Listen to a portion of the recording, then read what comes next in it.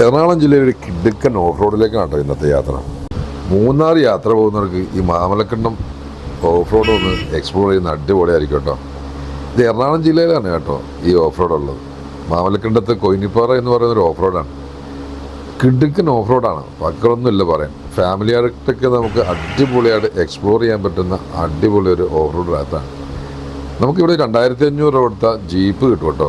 2 മുതൽ 3 മണിക്കൂറാണ് നമുക്ക് ഈ യാത്ര ഉള്ളത്.